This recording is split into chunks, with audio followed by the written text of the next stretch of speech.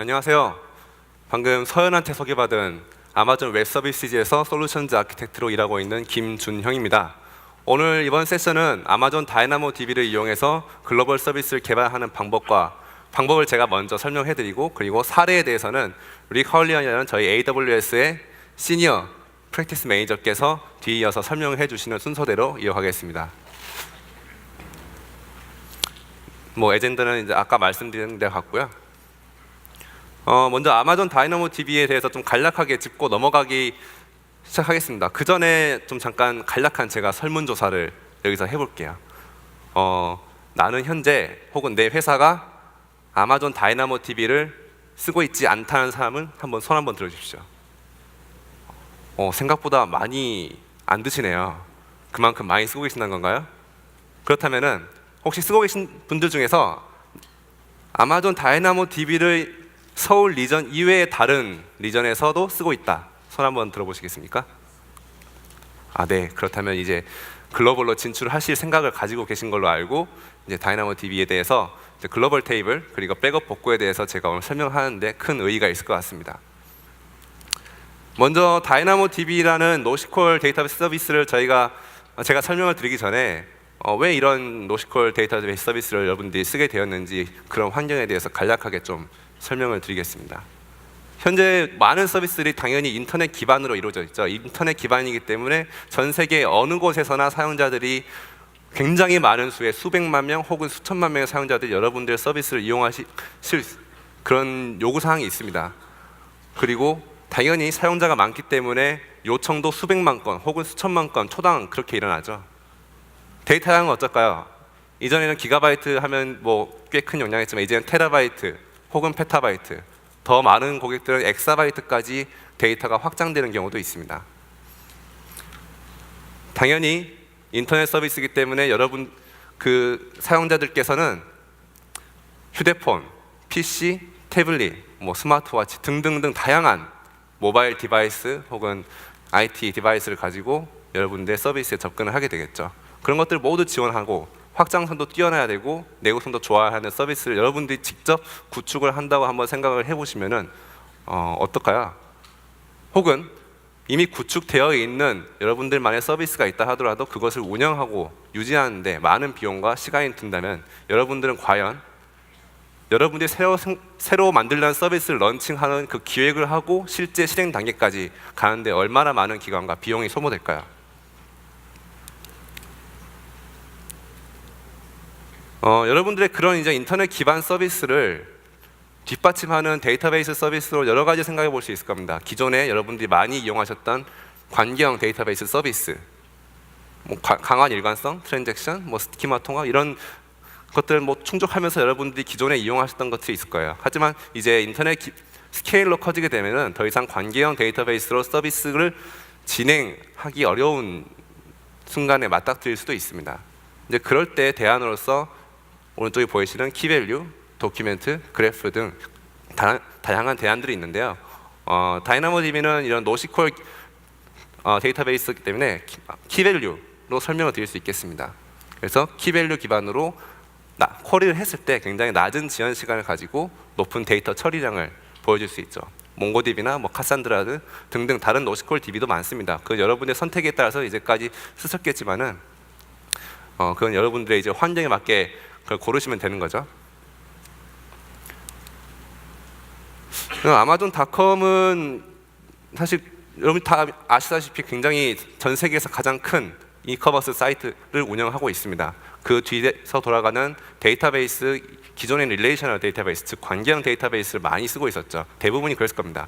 하지만 저희 CTO인 워너 보겔, 오늘 기조연설 하셨던 그 워너 보겔께서 하신 말씀을 보면은 잘 살펴보니까 우리가 쓰고 있는 이 데이터베이스들, 관계형 데이터베이스들을 충분히 그 관계형이라는 것에 대해서 활용을 하고 있지 않다. 즉 이게 굳이 관계형이 필요 없다, 비관계형 데이터베이스를 써도 되겠다 해서 이제 아마존닷컴도 많은 부분을 노시콜 데이터베이스로 다이나모 DB로 옮기고 있습니다. 이 부분에 대해서는 뒷부분에 릭 헐리언께서 좀 더 말씀을 주실 거고요. 비단 아마존닷컴뿐만 아니라 많은 수의 고객분들께서 아마존 다이나모 DB를 굉장히 잘 이용해 주고 계십니다. 왜 이렇게 잘 이용하고 계신지 혹은 사랑받는지 보면은 한 줄로 요약하자면 규모와 상관없이 빠르고 유연한 노시퀄 데이터베이스를 서비스로 제공해드리기 때문이에요. 이거를 하나씩 브레이크다운 해가면서 총 4가지의 장점으로 설명해 보겠습니다. 높은 확장성을 첫 번째로 들 수 있겠습니다. 초당 수백만 개 요청을 처리할 수 있고요. 용량도 뒤에서 여러분들이 어떤 것을 신경 쓸 필요 없이 자동으로 늘었다, 여러분이 쓴 만큼 줄었다, 그렇게 자동으로 확장이 되고 축소가 됩니다. 그리고 저희는 다이나모DB는 어떤 경우에도 10ms 미만의 레이턴시를 보장하게 되어 있습니다. 그런 아키텍처로 만들어진 서비스이기 때문인데요. 이 10마이크로세컨드 미만도 굉장히 빠른 레이턴시지만은 더 적은 지연 시간을 필요로 한다 하면은 다이나모DB 엑셀러레이터라고 하는 저희 캐시, 일종의 다이나모DB를 위한 캐시를 이용하신다면은 마이크로세컨드로 감소시킬 수 있습니다. 이렇게 좋은 서비스가 인프라를 여러분이 직접 관리해야 한다면 굉장한 버든이 되겠죠. 그런 부분을 다 없애주기 위해서 저희가 완전 관리형 서비스로 제공해드리고 있습니다. 그래서 여러분들은 단지 다이나모DB를 쓰겠다, 얼마큼의 성능으로 쓰겠다라고만 지정을 해주시면 바로 이용하실 수 있습니다. 이렇게 편리한데 신뢰성이 떨어지면 안 되겠죠. 그래서 높은 신뢰성을 보장하기 위해서 한 리전 내에 여러 가용 영역의 데이터를 복제해서 어느 한 가용 영역에 문제가 생기더라도 다른 가용 영역에서 데이터를 갖고 있기 때문에 데이터의 신뢰성을 확보할 수 있습니다. 그리고 IAM으로 테이블별 혹은 아이템별로 접근 제어도 세분화시켜서 관리할 수 있습니다. 다이나모DB가 나온 지가 상당히 오래됐습니다. 아마존 웹 서비스에서 이제 주요 서비스 중에 하나인데 계속해서 기능들이 추가되고 있어요. 작년에만 해도 주요 기능이 총 7개 추가가 됐습니다. 빠르게 하나씩 짚어가면서 보겠습니다. 타임 투 리브 TTL 기능을 도입했습니다. TTL은 여러분들 데이터가 다이나모DB에 적재될 때 그 데이터에 타임 스탬프를 찍어서 여러분이 지정한 일정 시간이 지나면 그 데이터가 자동으로 삭제되게끔 한 것입니다. 이게 왜 필요하냐면은 여러분들 데이터를 무조건 쌓아놓고 계속 그걸 놔둔다면은 결국에 그것은 비용으로 이어지거든요. 그리고 기존에는 이런 TTL 기능이 없었을 때 TTL 같이 여러분들이 직접 구현해야 되는 부분이 있었습니다. 즉 시간을 여러분들이 타임 스탬프를 직접 찍고 그리고 타임 스탬프가 찍힌 것을 찾아서 일정 시간 지난 것들은 조회해 온 다음에 딜리트, 즉 읽기 용량, 쓰기 용량을 다 소비해야 하는 그런 단점이 있었는데 그런 여러분들의 단점과 요구사항을 듣고 저희가 TTL 기능을 추가했습니다. 다이나모DB는 기본적으로 퍼블릭으로 인터페이싱 되는 서비스입니다. 즉 인터넷에서 붙는 것을 기본으로 하는 서비스인데요. 그렇기 때문에 여러분들의 VPC 내에서 다이나모DB 서비스가 이루어지는 게 아니고 VPC 밖에서 이루어집니다. 그렇기 때문에 VPC 안에 있는 EC2 인스턴스나 다른 리소스가 다이나모DB에 접근하기 위해서는 반드시 인터넷 구간을 한번 거쳐야 되는 불편함이 있었습니다. 보안적인 이슈로 그것을 생각하는 고객들도 있었고요. 그래서 그 부분을 해결해 주기 위해서 VPC에서 안전하게 다이나모DB로 연결할 수 있는 엔드포인트를 제공해 드렸습니다. 아까 잠깐 소개드린 다이나모DB 엑셀러레이터는 다이나모DB 앞에 캐싱 역할을 하는 녀석을 둬서 그 캐시로 먼저 응답을 처리하기 때문에 인메모리 캐시이기 때문에 굉장히 빠른 속도로 응답을 줄 수 있습니다. 그리고 아까 제가 다이나모DB는 여러분들이 뒤에 인프라 관리할 필요 없이 바로 성능만 지정해주면 된다고 말씀을 드렸잖아요.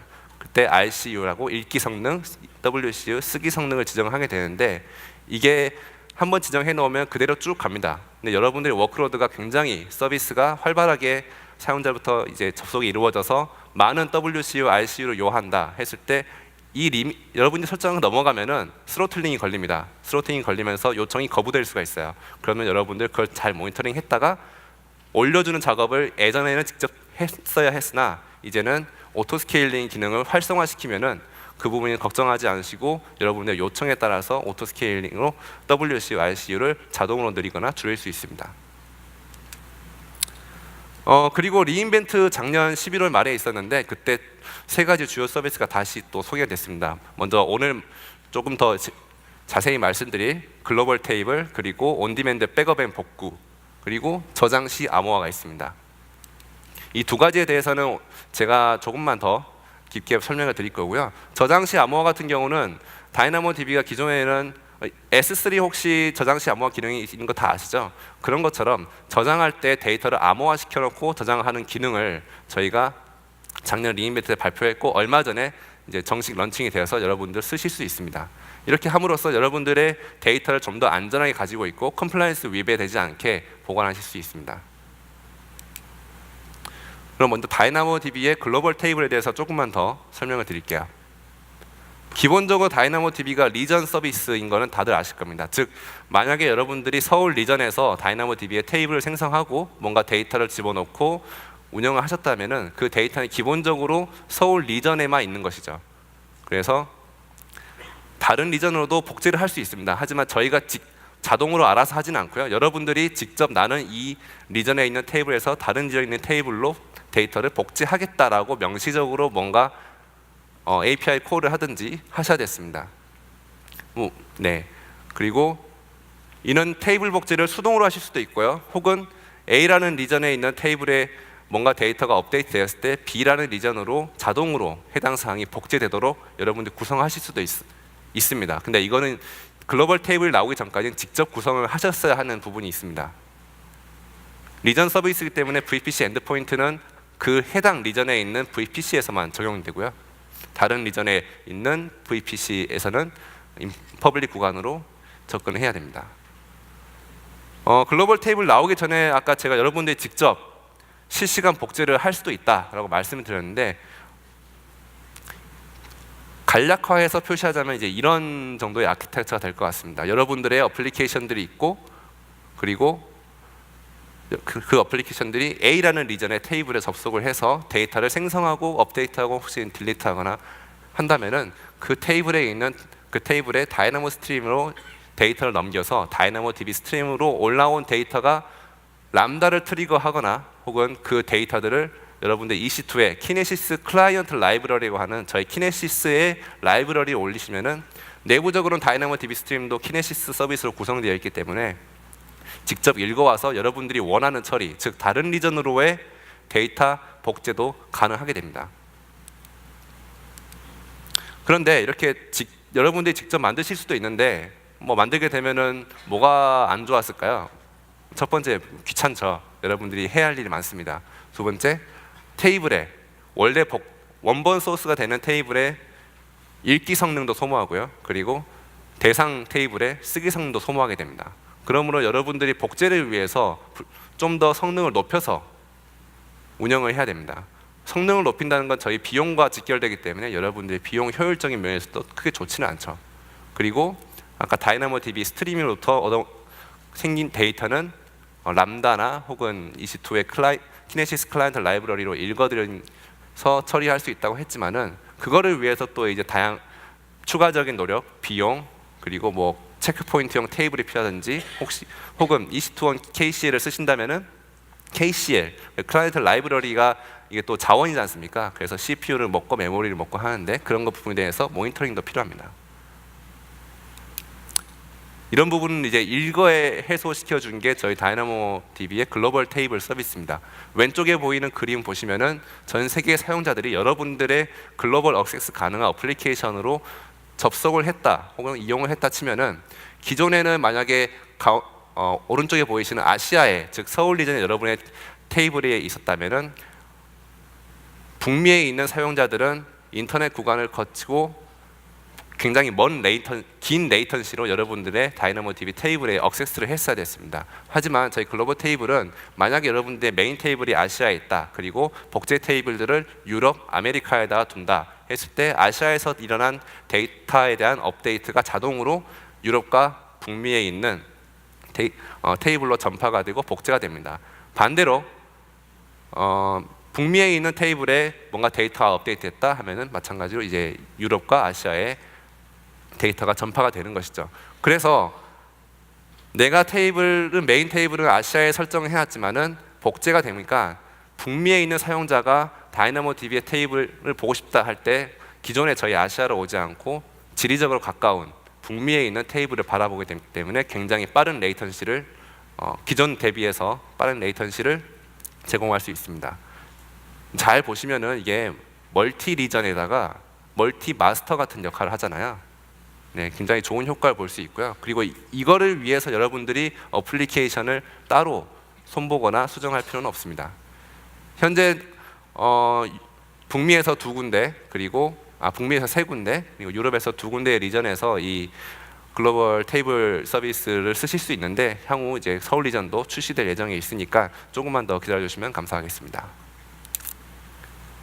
이 글로벌 테이블을 활용하는 데 있어서 몇 가지 좀 생각을 해 놓으셔야 할 게 있습니다. 기본적으로 아까 다이나모DB 스트림을 이용해서 여러분이 뭐 람다니 KCL을 EC2에 올려서 하니 그런 부분 다 없앴다고 했잖아요. 하지만 기본 내용은 똑같습니다. 그걸 자동화했을 뿐이고요. 그래서 다이나모DB 스트림을 활성화시켜 놓은 상태에서 이용을 하시는 겁니다. 또한 다이나모DB의 오토 스케일링 기능을 어느 하나의 테이블에 설정을 해 놓았다면 다른 테이블에도 같이 적용되도록 하는 것을 권고드립니다. 글로벌 보조 인덱스, 글로벌 세컨더리 인덱스를 만드실 경우에도 이 세컨더리 인덱스가 그대로 다른 테이블에, 다른 리전에 있는 다른 리전에도 똑같이 만들어지기 때문에 그 부분은 알고 계셔야 될 거죠. 좀 더 이제 간략하게 흐름을 나타내 보면은 이렇습니다. A 리전 사용자는 라우트 53을 통해서 가장 지리적으로 레이턴시가 짧은 쪽으로 라우팅해서 리전 A에 있는 API 게이트웨이를 통해서 람다를 호출하고 그 람다는 다이나모DB에 데이터를 쓰게 됩니다. 그리고 자동으로 글로벌 테이블을 통해서 전파가 되고요. 마찬가지로 B도 자기가 가장 가까운 리전에 있는 다이나모DB를 쓸 수 있습니다. 네, 뭐 되게 간단하게 설명드렸는데 다들 잘 아셨을까 보고요. 다음은 아마존 다이나모DB의 백업과 복구에 대해서 추가된 기능에 대해서 설명을 드릴게요. 다이나모DB를 백업하고 복구하는데 이제까지 당연히 저희도 그것을 익스포트, 임포트라는 서비스로도 기능으로도 추가를 드리고 혹은 데이터 파이프라인 태워서 혹은 데이터 파이프라인 태우거나 오픈 소스들을 활용해서 여러분들이 스스로 다이나모DB 테이블을 백업하고 복구하는 과정이 있었습니다. 안 되시는 이따가 또 설명드리겠지만 다른 분들은 이제 EMR을 이용해서 대규모의 테이블에 대해서는 EMR 저희 하둡 클러스터 서비스를 이용해서 테이블을 동시에 당겨서 그것을 백업하고 복구하는 작업들을 했었습니다만은 굉장히 이게 번거롭고 비용 소모적인 거죠. 그래서 드디어 이제 온디맨드로 다이나모DB의 테이블을 백업하고 복구할 수 있는 기능이 추가되었습니다.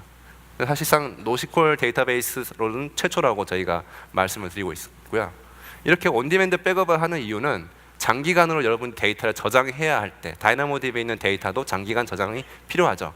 왜냐하면 나중에 컴플라이언스나 혹은 감사를 해야 할 일이 있을 때 그 데이터를 복구시켜서 봐야 할 일도 있습니다.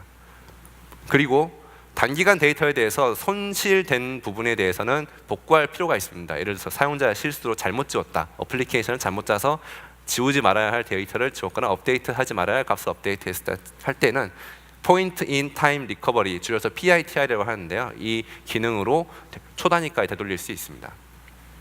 그리고 이런 백업을 하는 데 있어서 기존 테이블에 성능에 영향이 있으면은 여러분들 굉장히 싫어하시겠죠.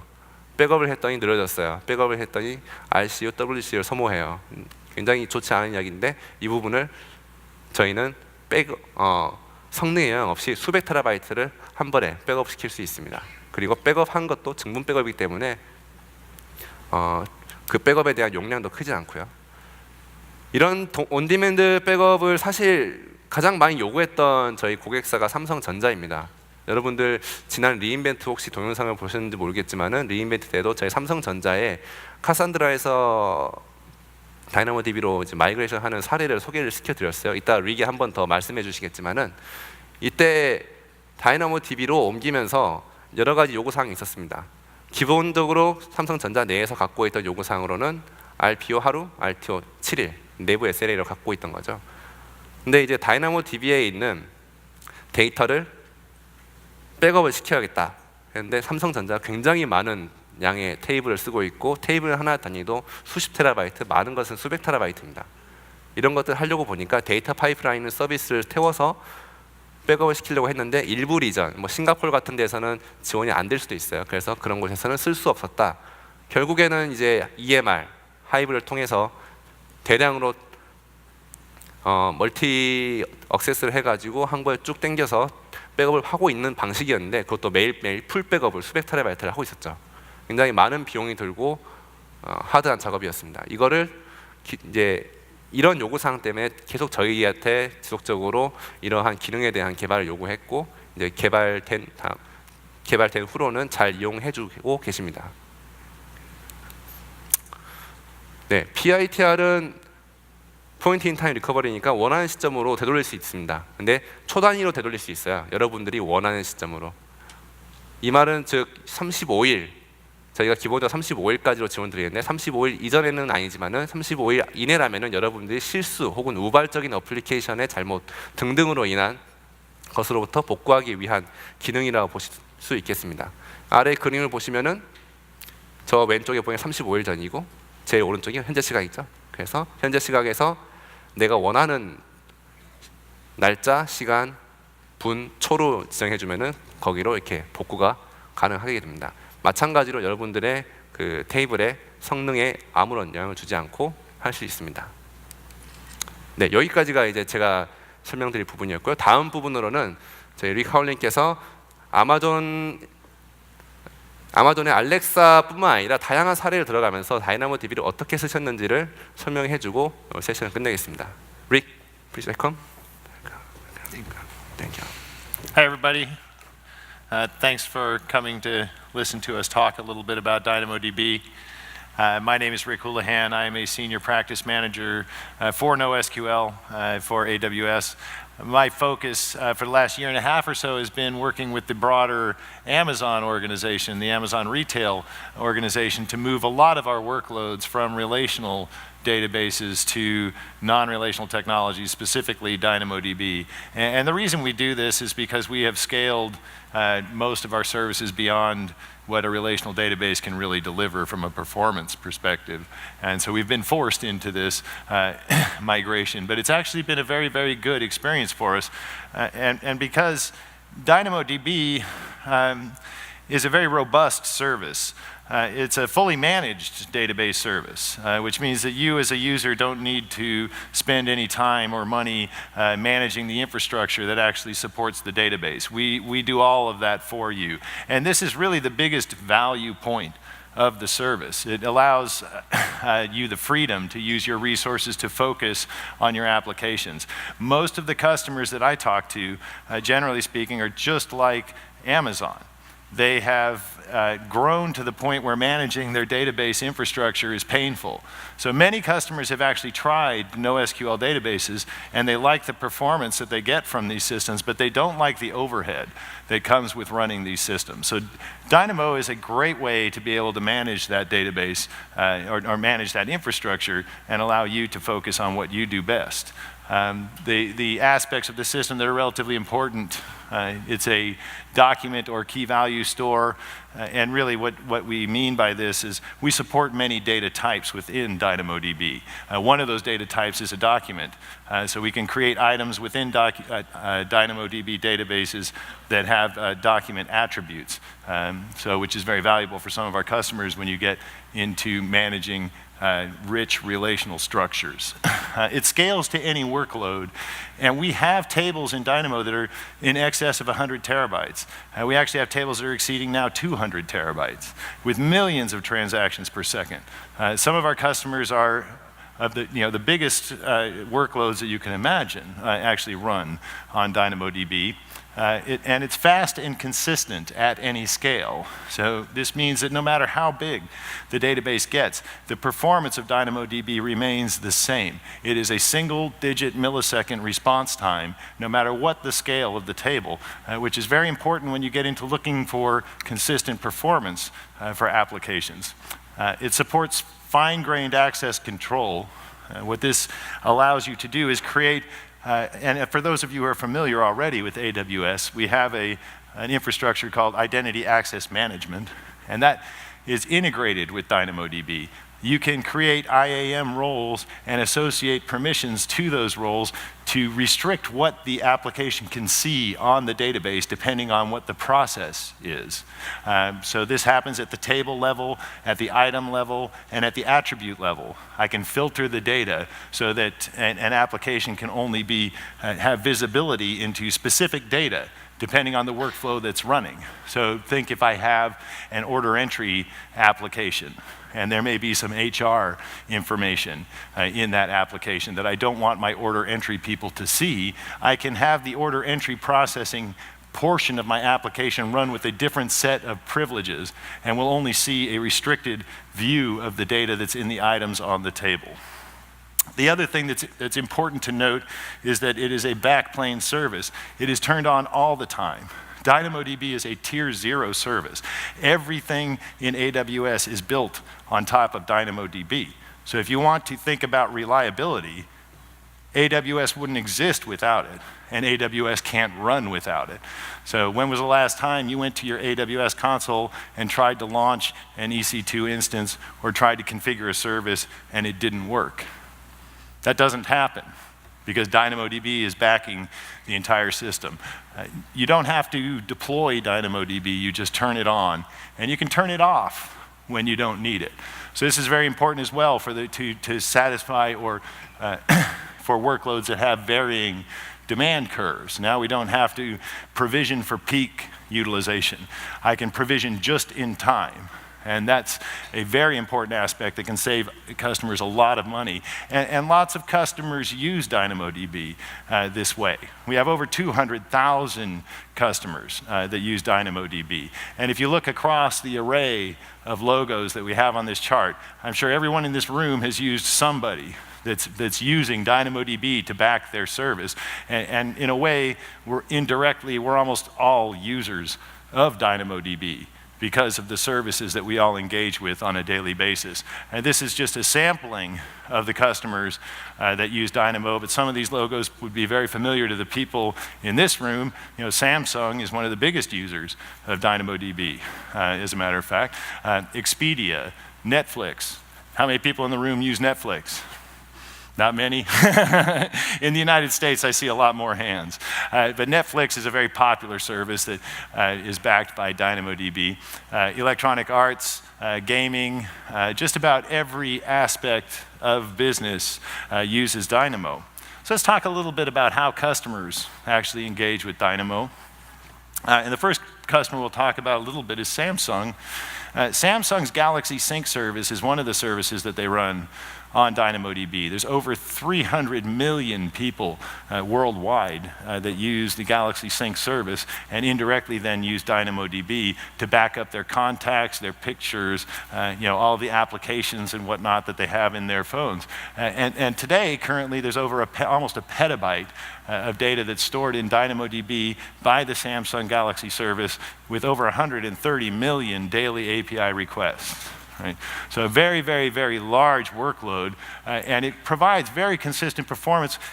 And the important things here, 70% savings in TCO. When Samsung came to talk to us, they were deployed on Cassandra, and they were seeing their costs skyrocket because of the administrative overhead of those Cassandra clusters. So being able to leverage a fully managed service like DynamoDB allowed Samsung to free up all of the engineering resources that were focused on just maintaining that Cassandra cluster and put them back on developing application services and functionality that's meaningful to their customers.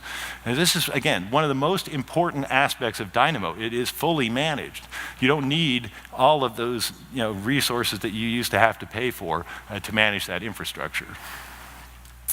Capital One is a very large bank in the United States, one of the top 10 financial institutions, and they use DynamoDB for an application they call Transaction Hub.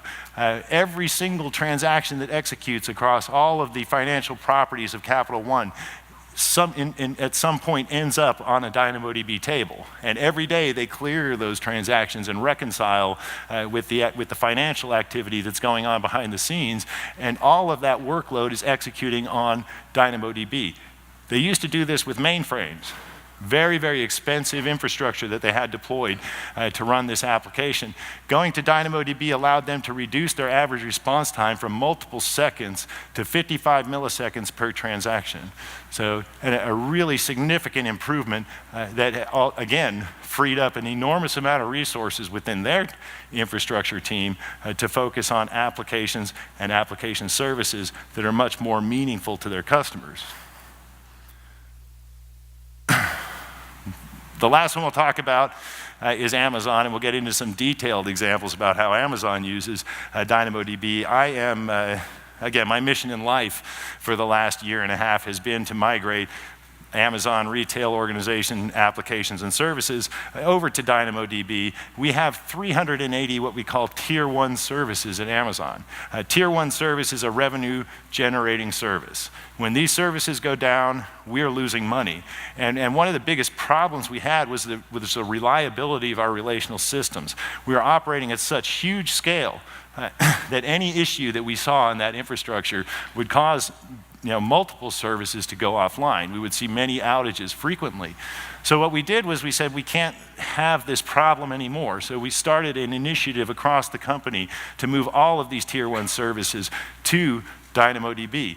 We also have over 12,000 Tier 2 services, right? These are just various aspects of our business, that manage various aspects of our business. As we started to look at moving these Tier 1 services, the results were so good that many of the Tier 2 teams also decided to look at migrating to DynamoDB. So today, in the last year and a half or so, my team has migrated over about 1,000 workloads of varying levels of complexity, right, from relational database to DynamoDB.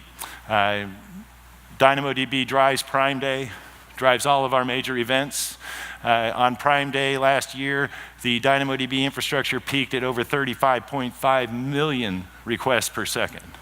And if you want an idea of scale, just 3 months later, I was in a meeting where we were preparing for Cyber Monday and Black Friday, and we were talking to the chief operating officer of what we call our CDO, the commercial, digital, and other development teams, and we were going through the preparedness, making sure that the service was prepared for the event. And the GM of DynamoDB talked to the COO of the CDO and said, don't worry, every day now we're doing more than 34.5 million requests per second. So this is the rate of scale of the system. In just 3 months, we started to exceed the peak of one of the biggest sales days of the year for Amazon.com.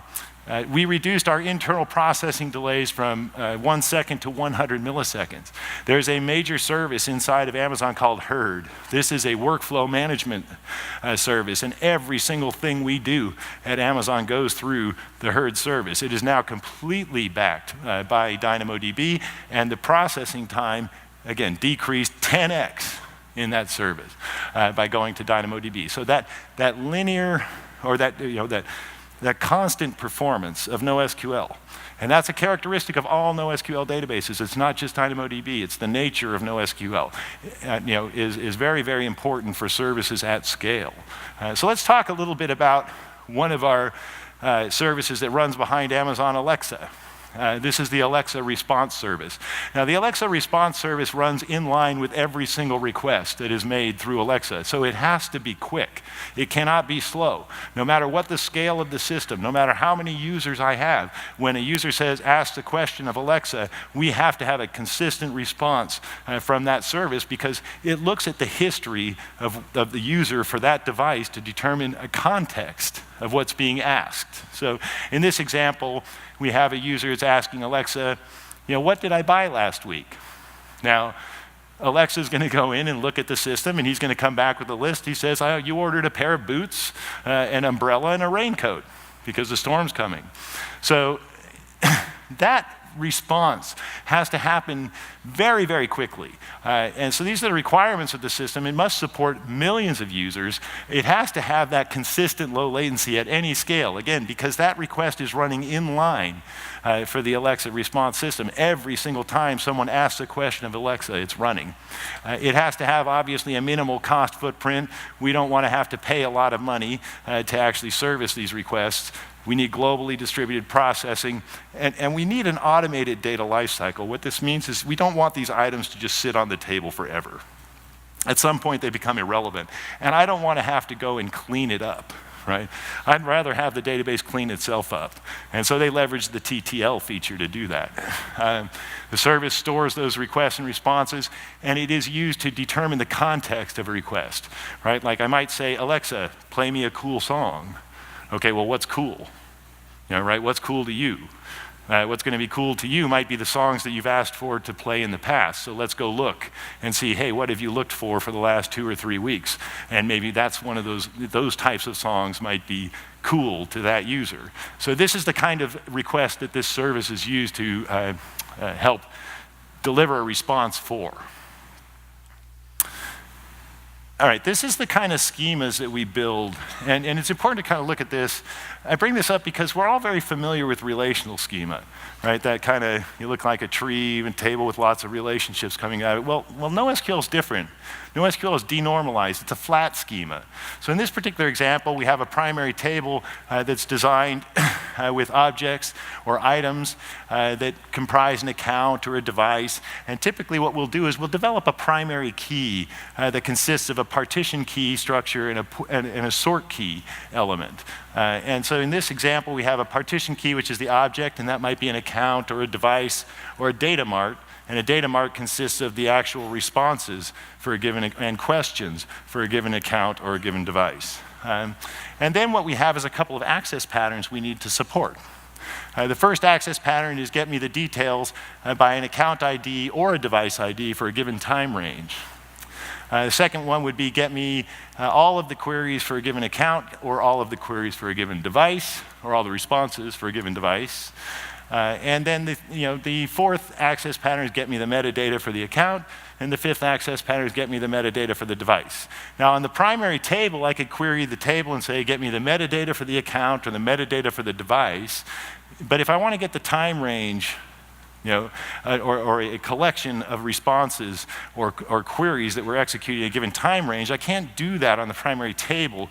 So what we do is we create an index or a GSI. And that GSI then is actually, we use the partition key for the GSI is the sort key from the table. So in essence, what I've done is I've rotated all of that data on the table into a different aggregation.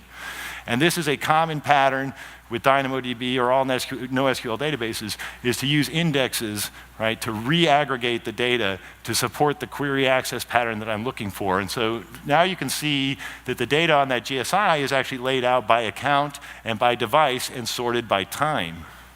So I can query the GSI to satisfy the queries that are supposed to give me all the queries for a given account or give me all the responses for a given device in a given time range.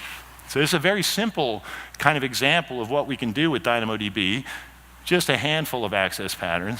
But I do have many examples of much more complex relational structures that we've actually rotated and denormalized into item hierarchies on the table and alternate views through these GSIs. We have examples of services that I have 20 or 30 independent access patterns with many-to-many relationships and very complex hierarchical structures that can be maintained. I recommend if you're interested in looking at advanced design for Dynamo, there's a very good presentation that we did at reInvent. It's called Advanced Design Patterns for DynamoDB. It is a 400 level presentation that breaks down many more complex use cases and shows you how to map your schema from a relational store into a denormalized structure like DynamoDB. All right, so I'll leave you with just a couple of thoughts. It's hard to manage databases.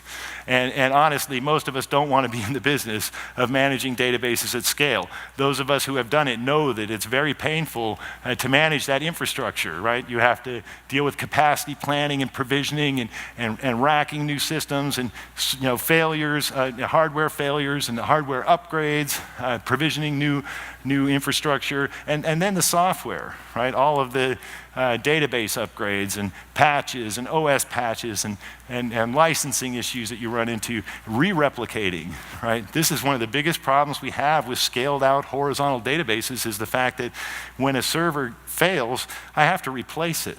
I have to replicate new data into a new piece of hardware, and it takes a lot of time. I've talked to customers that have full-time NOCs that just exist to manage their NoSQL database clusters. So it's not something that your average customer wants to invest in. Let us do that. Not to mention, all this work has to be done with zero downtime. I mean, most organizations are incapable of that.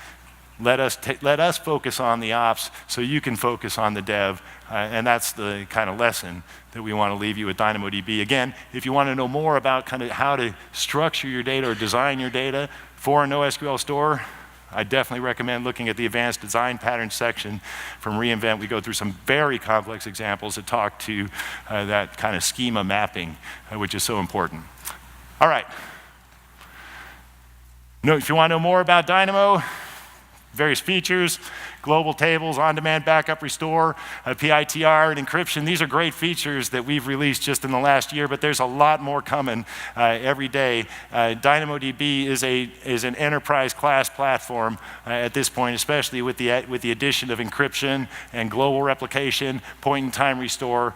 These are really, really critical features our customers have been looking for some time now. So having this has just been great, and hopefully you enjoyed the session today. Feel free to take your apps and give us a nice rating. And thank you very much for your time.